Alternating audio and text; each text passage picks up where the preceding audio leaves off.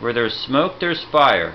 After weeks of speculation, the New York Jets have agreed to trade All-Pro cornerback Darelle Revis to the Tampa Bay Buccaneers for their 13th overall pick in next week's NFL Draft, along with several other picks which are still undisclosed. As far as Tampa Bay is concerned, this is going to be an excellent upgrade to their defensive backfield, which last year surrendered 297 yards in passing defense. That's worst in the NFL, so it's only up for the Bucs. And with Josh Freeman on offense, Tampa Bay might be set to challenge in the NFC South. And you need a cornerback like Darelle Revis who can take away half the field when you go up against the likes of Drew Brees of the Saints or Matty Ice of the Atlanta Falcons, who went to the NFC Championship game last year. So that's no easy division. When you've got Roddy White on one side for the Falcons and Julio Jones on the other, you need someone like Revis to take away their best receiver, if not half the field. So the Bucs, if they get a healthy Darelle Revis coming off the ACL and who has been cleared by his doctors to run this week, it should only be a major improvement for Tampa Bay. As far as the Jets, though, I caution this bittersweet separation. Of course, the circus surrounding Revis's contract negotiations are over. You can put it behind you. You could rebuild the defense for the future as well as the present with that 13th pick. Someone should be able to come in for you and contribute right away.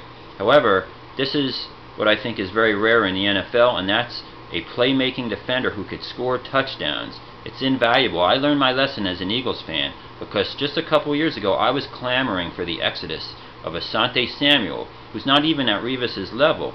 He had to gamble to get his interceptions, but he scored for the Eagles and he created game-changing turnovers. I thought it was a wash getting rid of a guy who would give up 20, 30-yard touchdown passes because he tried to jump a route and they did an out and up on him.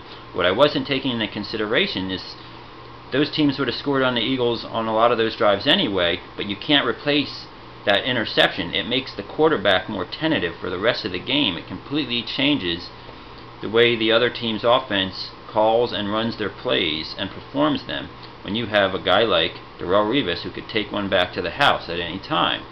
So I caution the Jets fans as far as, and I don't think they're enthusiastic, they're losing their best player. However, I could see the Jets being able to survive losing a guy like Revis more than the Bucs could live without him, because they have Rex Ryan, they have good linebackers, and they have a defense which is going to be consistently good for years. So I think it's a good deal for both teams.